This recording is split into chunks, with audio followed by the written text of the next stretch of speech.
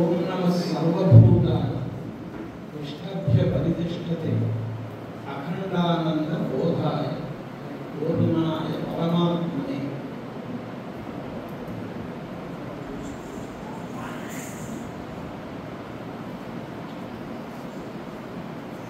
యోస్యో ప్రేక్షక ఆదిమధ్యనిధనే యో యజ్ఞజీవేశ్వరః యత్సృష్టివేదమనుప్రవిశ్య చక్రీపురశాస్తితాః యం సంపద్య త్యాజ్యయాం అనుశయీ శుద్ధః పురాయం యథా తం కైవల్యనిరస్తయోనిమభయం ధ్యాయేదజస్రం హరిం. సభాయమ విద్వద్వరేణ్యులు ఉన్నటువంటి సభ ఇది.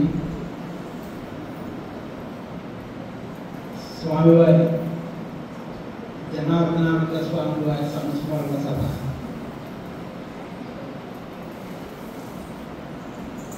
ఈ లోకంలో ప్రతి వ్యక్తి కూడా, అంటే తెలివి తక్కువ వాడు తెలివైన వాడు ఇద్దరు కూడా సుఖము కావాలి, మనకి దుఃఖము వద్దు అని అనుకుంటారు. ఈ కోరిక సహజమైన విషయం. కానీ ఆ సాధన తెలియదు. ఎలాగా సుఖాన్ని పొందడం, ఎలాగా దుఃఖాన్ని పోగొట్టుకోవడం, ఎలాగా దానికి మనకి సాధనలుగా ఉపయోగించేటువంటిదే వేద విద్య. విద్య అనేటువంటి పదము వేదమునందే నిజానికి రూఢం. వేద జ్ఞానే అనేటువంటి ధాతువు వలన జ్ఞానంలో విషయములైనవి అన్నీ కూడా విద్యలు అయినప్పటికీ మనకి ప్రధానంగా జ్ఞానాన్ని ఇచ్చేటువంటిది వేదమే కనుక విద్యాశబ్దం వేదమునందు రూఢం. అందుచేతనే మన పెద్దవాళ్ళు అంటూ ఉంటారు, జ్ఞాన సాధనాల్లో వేదం ప్రధానమైనది. ముఖ్యంగా బ్రాహ్మణులను పండితులుగా లెక్కిస్తారు కనుక సరస్వతి వివేకం కొరకు ఎవరైతే ఈ వేదము చదువుకుని అది అర్థజ్ఞానాన్ని పొంది ఉంటారో నిశ్చయాత్మకంగా వాళ్ళని పండితులు అంటారు. అందుచేతనే వేదం లేకపోతే ఏమీ లేదు. ఇది సర్వత్రా వ్యాసుల వారు అనేక సందర్భాలలో ఈ విషయాన్ని ప్రస్తావిస్తూ ఉంటారు.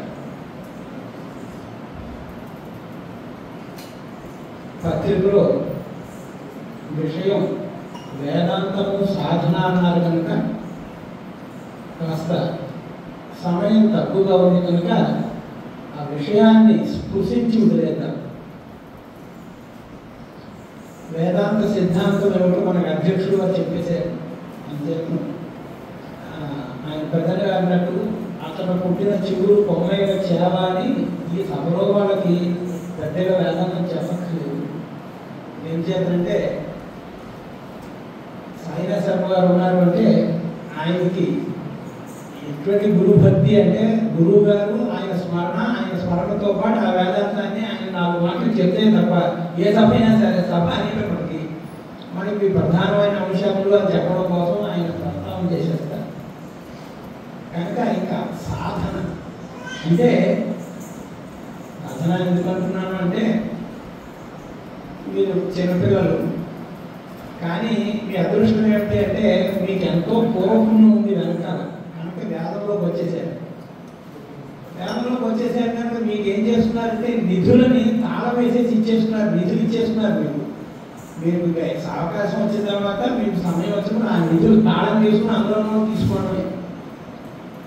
ఆయన బ్రహ్మ అన్నారు కనుక ఆ బ్రహ్మ బ్రహ్మ గురించి ఎవరు చెప్పాలి? వేదం చెప్పాలి.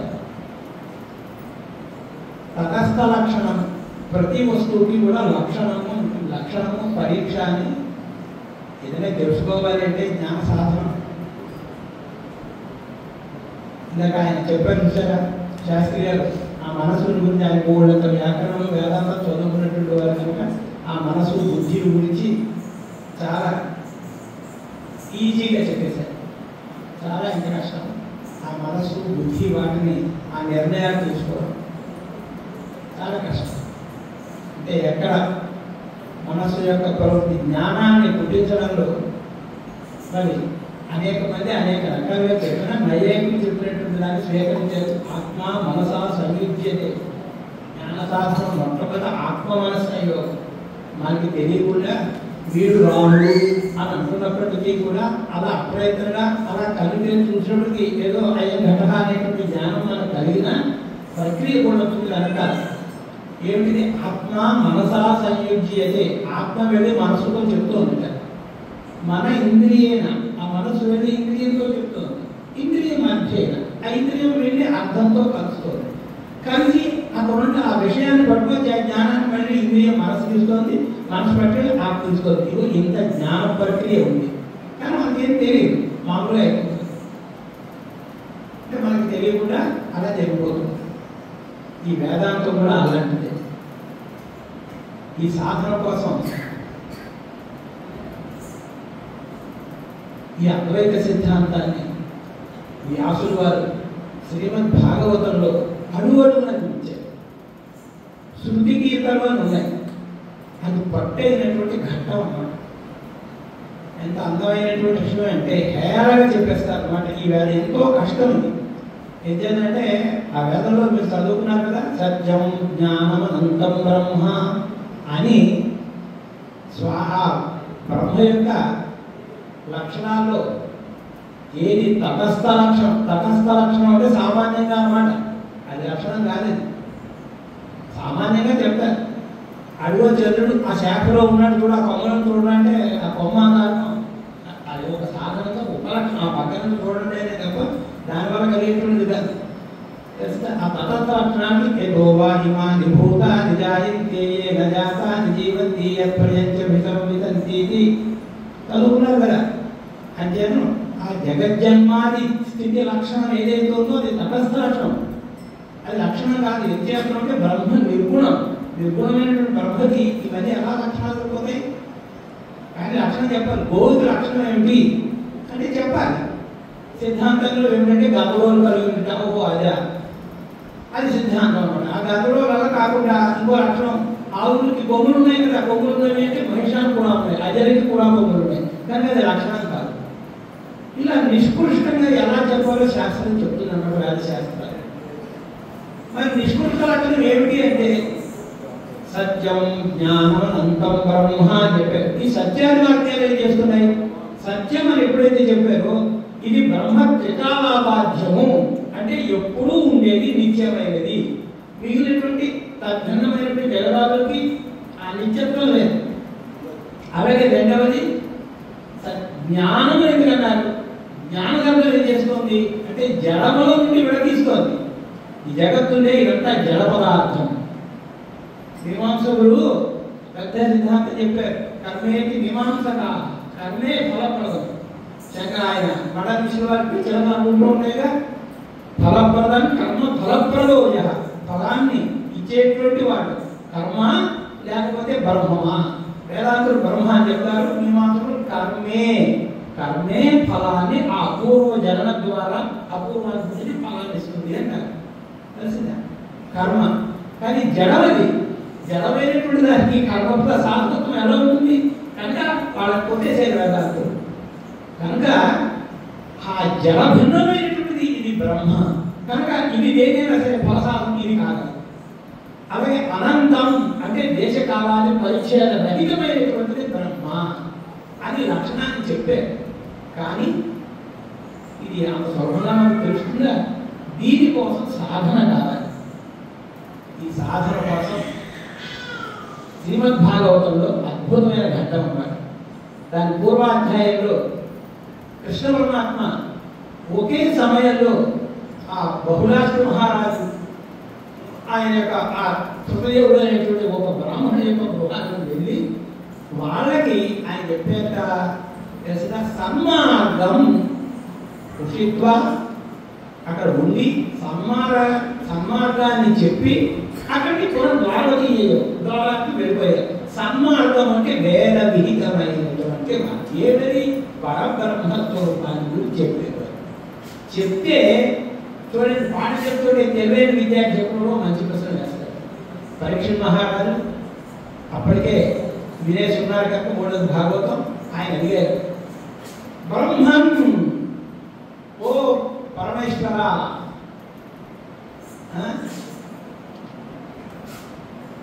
నిర్గుణమైనటువంటి బ్రహ్మని అనిర్దేశే కథం అది నిర్దేశింప శక్యం కాని కదయ్యా, గుణబుద్ధులైనటువంటి ఈ శబ్దాలు ఎలా ప్రవర్తించే శుద్ధులు ఎలా చెప్పాయి, పరమాత్మ కూడా ఎలా చెప్పారు, శబ్దం చెప్పలేదు పరబ్రహ్మని ఎలా చెప్పింది ఆయన. అబ్బా ఏ ప్రశ్న వేసేవయ్యా అని మన పురాణాలలో గొప్పతనం ఏంటంటే ఇది నేను చెప్తున్నాను అన్నాడు వ్యాసుడు గారు. నాయన గొప్ప సంవాదం జరిగింది నారాయణ మహర్షి యొక్క సంవాదంలో. అక్కడ సనాతనుడు చెప్పాడు, ఆ వృత్తాంతం చెప్తాను. నేను అంతా చెప్పలేదు, మన సమయం ఎక్కువగా ఉంది, సూచన చేసి మీకు ఉద్దేశిస్తున్నాను. ఆయన చెప్తారు, ఆయన వేసేడయ్యా శృతులు ఆ పరమాత్మని స్తుతి చేసే ఎప్పుడు ఇంకా ఆయన మేల్కోవాలి, సృష్టి చేయాలి. అప్పుడు ఇవి ఎలా చేసేయి అడిగారు. ఏం చేతను అప్పటికి సృష్టి లేదు కదా, సృష్టి ఉండి పంచభూతాలు వస్తే పంచభూతాల్లో ఒక భూతమైన ఆకాశం కూడా ఉంటే శబ్దాశ్రయమైన ఆకాశం ఉంటుంది కనుక ఆశ్రయం ఉంది కనుక శబ్దం ఉంటుంది. శబ్దమే లేదు కదయ్యా, బ్రహ్మణ్య నిర్దేశింప శక్తి ఒక బ్రహ్మని ఏ రీతిగా ఇది చెప్పేయ్యా గుణబుద్ధి శబ్దాలు. ఇది ఒకటి కొంచెం జాగ్రత్తగా వినండి. విషయం వచ్చింది కనుక మీరు కూడా పండితులు ఉన్నారు కనుక విషయం కనుక నేను కూడా చెప్పాలి కానీ చెప్తున్నాను. మామూలుగా ఏదో ఉపన్యాసంలో కష్టం. శబ్దం అసలు అర్థాన్ని ఎలా బోధించుకుంది? మనకి జ్ఞానాలు రాదు. ఏమిటంటే ప్రత్యక్ష జ్ఞానం అంటే ఇంద్రియ గోచరం. ఇంద్రియం అంటే ప్రత్యక్ష విషయత్వం అంటారు. కంటితో చూస్తున్నాం, చెవుతో వింటున్నాం. ఇందాక మనం చెప్పినట్టుగా 5 విషయాన్ని 5 ఇంద్రియాలతో దీన్ని ప్రత్యక్ష జ్ఞానం అంటాం. ఇది పచ్చి దుర్బలమైన ఈ ప్రత్యక్ష ప్రమాణం. ఏం చేత కంటికి ఆ గోడాలతో ఎవరో మీకు కనపడదు, ఆ గోడాలతో లంక ఎవరు మీకు కనపడదు. ఎందుకంటే ఆ పక్కన ఉన్నటువంటి 10 విధాలు ఉన్నది మీకు కనపడలేదే, పరమ దుర్బలమైంది. దీనికంటే గొప్పది అనుమాన ప్రమాణం. ఈ అనుమానం అనేటువంటి ప్రమాణం ఏం చేస్తుందంటే అనుభూతి అనేటువంటి జ్ఞానాన్ని ప్రత్యక్షం యొక్క సహకారంతో ఆ గోడావత పొగ కనపడింది. పొగ కనపడితే మళ్ళీ కనపడలేదు, కానీ అక్కడ వంది ఉంది. పొగతో వందిన ధూమము అనేటువంటి కొంత ప్రత్యక్షమైన ఒక అంశాన్ని బట్టి అప్రత్యక్షమైన వందిని సాధించి ఇది ప్రత్యక్షం చేయలేదు, కానీ ఎందుకంటే గొప్పది. కానీ అనుమాన ప్రమాణం కూడా దూరం వెళ్ళిన తర్వాత సత్యవద ధర్మంచర స్వాధ్యాయ ప్రమద చదువుకుంటున్నారు కదా. ఈ జ్ఞానం మీకు ఎక్కడ తెలుస్తుంది? ఈ ప్రత్యక్షంగా అనుమానం కానీ ఈ జ్ఞానం చెప్పలే ఉంది. దీని యొక్క తత్వాన్ని తెలిసినటువంటి వేదమే చెప్పాలి కనుక శబ్దాన్ని ప్రమాణంగా అంగీకరించారు. అయితే శబ్దము జ్ఞానాన్ని ఎలా కలిగిస్తుంది? శబ్దము వల్ల కలిగే జ్ఞానాన్ని శాబ్దబోధ అంటారు.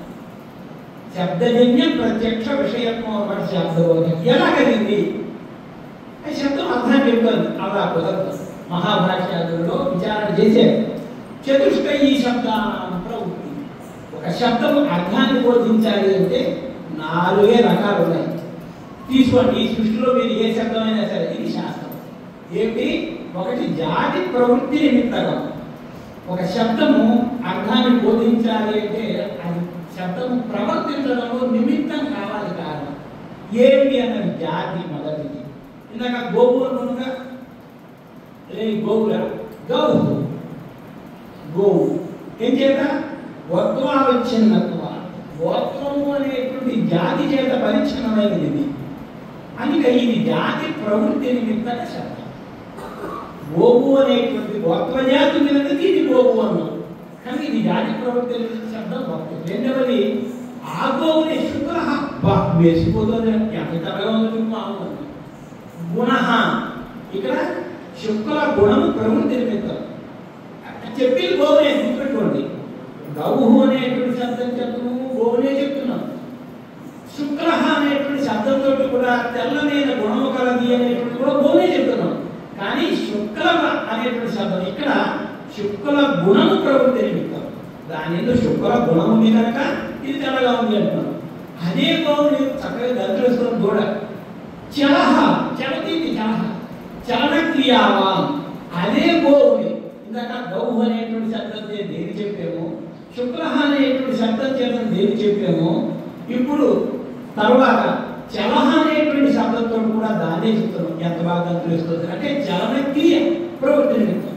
ఇలా శబ్దాలు మూడే తై అని చెప్తారు. కానీ మరి మనం కూడా పేరు పెట్టుకుంటాం కదా, కేతులు రైతులు దిట్టా దిట్టా డబిట్టా ఇంకా లౌకిక భాషలో బుజ్జిగడ్డు వెజ్జిగడ్డు అంటున్నాం కదా. దీన్ని కూడా ప్రవృత్తి నిమిత్తం ఉన్నారు. అంటే ఏమిటనమాట నామ పేరు అనమాట, సంజ్ఞ అంటారు. మనలో పేరు పెట్టుకుంటాం, అది కూడా అర్థాన్ని చెప్తుంది. ఈ రీతిగా జాతి గుణ క్రియ సంజ్ఞలు నాలుగే శబ్దములు అర్థాన్ని బోధించడంలో సమర్థులు. ఐదో లేదు అసలు, నాలుగోదే లేదన్నారు. సరే ఒకవేళ అందనుకున్నా ఐదో లేదు. ఈ బ్రహ్మ దేనిలో వస్తుంది? ఇది కానీ జాతి ఉందా, గుణం ఉందా, బ్రహ్మకి క్రియ ఇది నిర్గుణం కదా తెలిసిన. అంటే మరొక దగ్గర అదేశ్యం అద్రేశ్యం అగ్రాహ్యం అగోత్రం అవర్ణం అచక్షుశ్రోత్రం ఇటువంటిదన్నమాట. ఈ బ్రహ్మ దీనికి ఏమీ లేవు తెలిసిన. ప్రత్యక్ష సత్యము కానటువంటి ప్రత్యక్షానికి ఏమీ లేవు అటువంటిదన్నమాట ఇది తెలిసిన. కనుక నిత్యం విభుం సర్వగతం పరిపశ్యంతి ధీరాః. అటువంటి నిత్యమైన విభు పదార్థమైన ఈ పరమాత్మని ధీరులు చూస్తున్నారు. అంటే వేద విద్యా సంపన్నులైనటువంటి వాడు మాత్రమే దీనిని చూడగలరు. కనుక ఈ శబ్దాన్ని శాబ్దబోధే వృత్తి ఉపస్థాపితస్యేవ, ఒక వృత్తి సహాయంతో శబ్దము అర్థాన్ని చెప్పాలి అంటే ఇప్పుడు చెప్పినటువంటి ఈ అర్థానికి ఇక్కడ శక్తి కారణం. ఇలా కాబట్టి ఇంకోటి కూడా ఉంది. గంగాయాం భోగ అన్నారు, లేదా అగ్ని మానవక అన్నారు. ఒరే ఆ పిల్లాడు ఒరే అగ్ని రా అన్నారు. అగ్ని వేరు మానవుడు వేరు కదా. ఈ అగ్ని మానవుడిని ఎలా చెప్తుంది? లక్షణాలతో అంగీకరించారు. అగ్నిలా ఉన్నాడు రా అంటే అగ్ని సరువులు తేజస్తోవా దీప్తమా దీప్తిమా అన్నారు. అంచేత సింహ సదృశ సింహో మానవ సింహ సదృశ అంటే సింహ గద శౌర్య సదృశ జాతిమాన్ అంటే దాని ఉండేటువంటి శౌర్య పరాక్రమాలు ఏవైతే ఉన్నాయో సింహం దానితో సమానమైనటువంటి పరాక్రమాలు ఉన్నాయి కనుక సింహ సదృశంలో చెప్తాను లక్షణాలు. అలాగైనా చెప్పండి, ఇది కూడా అర్థాన్ని బోధించగలరు. కానీ బ్రహ్మని బోధించడానికి మీ దగ్గర శబ్దాలు ఉన్నాయి కనుక శబ్దములు లేవు. ఎలా బోధించేయ శుద్ధులు మాత్రం ఇది పీఠిక అన్నమాట. శృతి గీతాలు అద్భుతంగా ఉంటుంది. ఒకటి చెప్పేసేసి ఉద్దేశిస్తారు 28వ శృతి అది మనకు శోభంగా ఉంటుంది. అప్పుడు జయ జయ జయజాం అజిత దోషగుబీత అని పరమాత్మ యొక్క లక్షణాలు చెప్తారు. ఆ 28వ గీతలో ఏం చెప్తారు అంటే ఆయన యొక్క గొప్పతనాన్ని చెప్పడంగా జుపతయ ఏవతే నయయునంతమనంతతయా. స్వామి స్వర్గాధిపతులైనటువంటి దేవాది దేవతలు ఏమవుతున్నారు వాళ్ళే తెలుసుకోలేదయ్యా. జుపతయ ఏవతే నయయునంతమనంతతయా. నీవు అనంతుడివి కనుక నీ అనంతత్వాన్ని తెలుసుకోవాలి అంటే ఆ బ్రహ్మాది దేవతలకే సాధ్యం కాదు. ఎవరు చెప్పగలరు? అది ఎవ్వరికీ సాధ్యమైనటువంటి. పోనీ నువ్వు తెలుసుకోగలవా? త్వమపి నువ్వు చేత కూడా వాళ్ళ కాదు. అది ఆయన సర్వజ్ఞుడు కదా. నీవే తెలుసుకోకపోతే నీ సర్వజ్ఞత్వానికి భంగం కాదా? భంగం కాదు. ఏం చేయాలంటే ప్రాప్తి పూర్వకో నిషేధం చెప్పాలంటే దాన్ని ఎక్కడో ఒక ప్రాప్తి చూపించాలి. ప్రాప్తి పూర్వకంగా చెప్పించాలి. ఏది ప్రాప్తి? ఇక్కడ ఆయన అనంతత్వము అంటున్నారు. అనంతుడు అంతములేటువంటి వాడిని చెప్పడం నిర్దేశించడం ఎలాగా? అనంతమైనటువంటి ఒక శాంత ఉంది కనుక లేదు అని చెప్పచ్చు. కనుక త్వమపి నువ్వు కూడా నిన్ను గురించి నువ్వు తెలుసుకో అంత అంటే ఇది ఏంటంటే స్థుతి లక్షణాలు. వేదాలు స్తోత్రం చేయడానికి అర్థవాదాలు అనేటువంటి ప్రమాణాన్ని తీసుకున్నాయి. అర్థవాదాలు ఏం చేస్తాయి అంటే అది ఇంత గొప్పది చెప్తారు. ఏది కానీ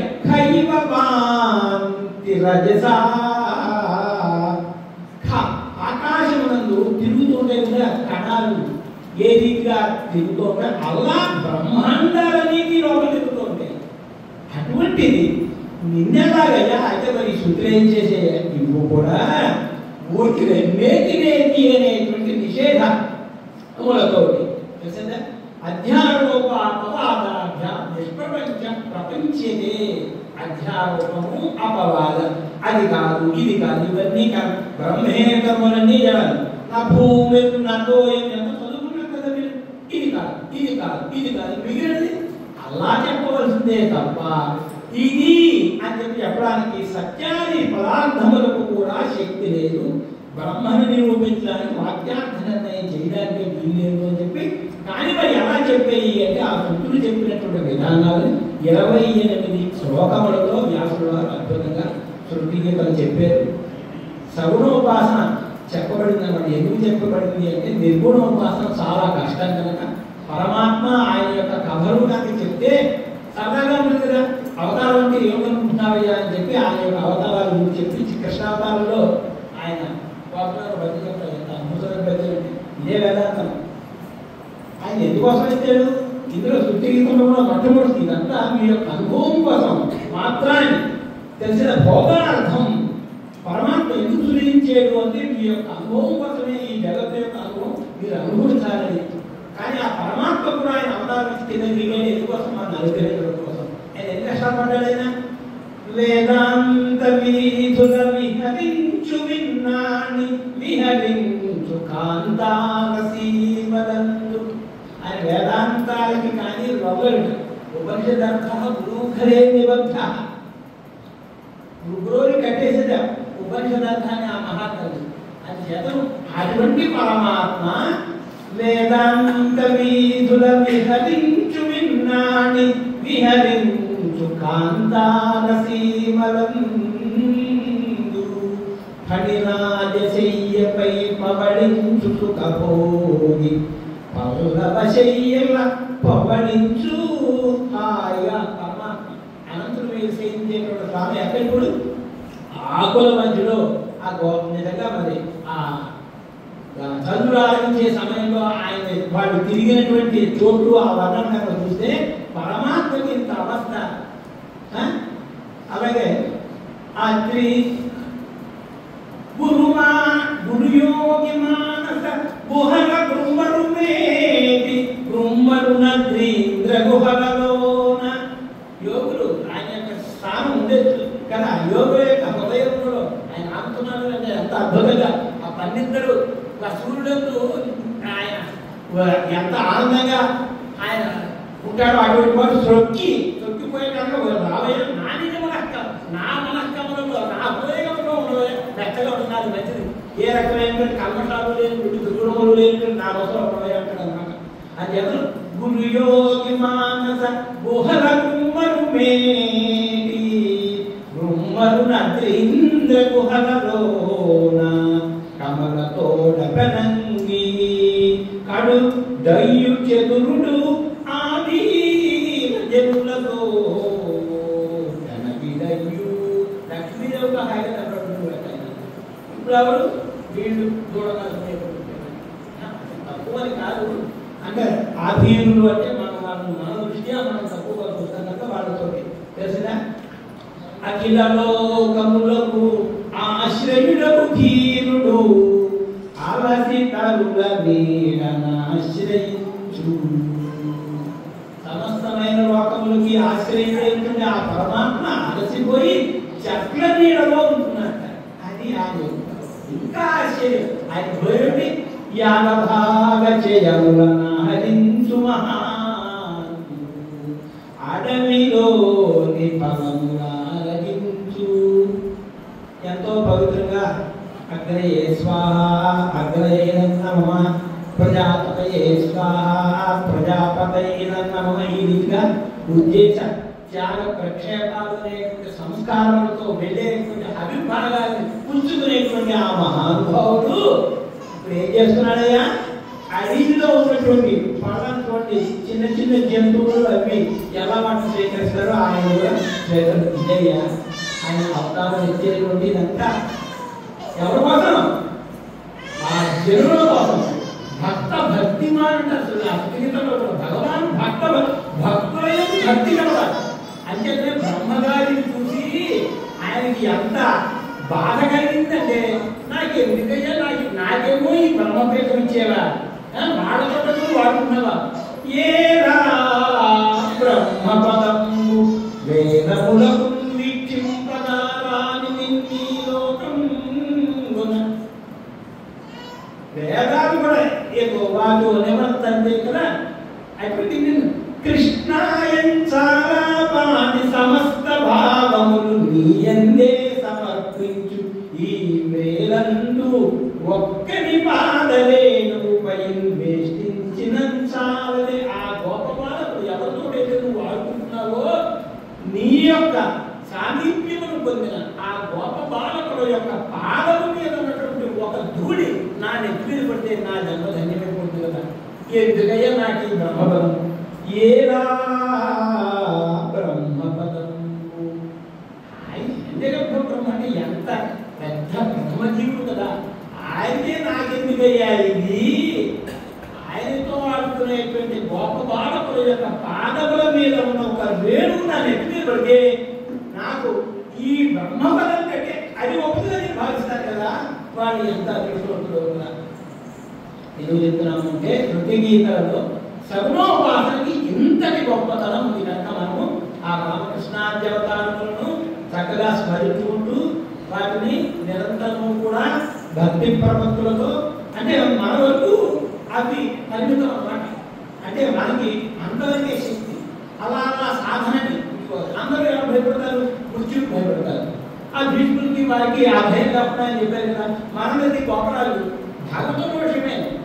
పరమదయానిధి పతిత పావన నామ హరేయగంచు సుస్థిరమతులై సదా భజన సేయు మహాత్ముల పాద ధూళి నా శిరమున దాల్చు. దానిలో ఆయన యమధర్మరాజు భటుతో చెప్తున్నాడు, మీరటకు ఏకగుడు ఎక్కడైతే రామనామస్మరణ కృష్ణామస్మరణ భగవన్నామస్మరణ దొరుకుతుందో ఒరేనైనా అక్కడికి మాత్రం వెళ్ళకండిరా మీరు, అది మన తోడు కాదు. అదే అజాంలో పక్షాన్ని భాగవతుడు ఆయన భగవతుడు ఏది ఉంది?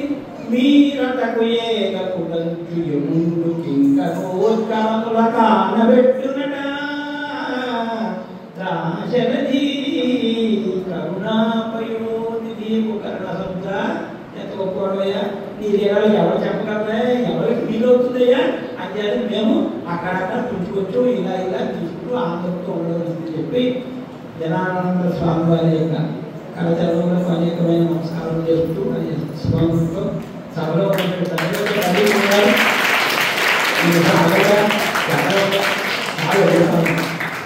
పెద్ద పెద్ద పండితులు ఉన్నారు. అసలు వేదిక మీద వేదిక కూడా ఆంజనేయ స్వామి లాగే చక్కగా చిన్నవాళ్ళగా చక్కగా బుద్ధిగా కూర్చున్నారు మహానుభావులు ఉన్నారు. అందరికీ కూడా నమస్కారాలు చేస్తూ నాకు ఈ అవకాశాన్ని ఇచ్చి నా పూర్వ పుణ్యంగా భావిస్తూ సెలవు. నమస్కారం.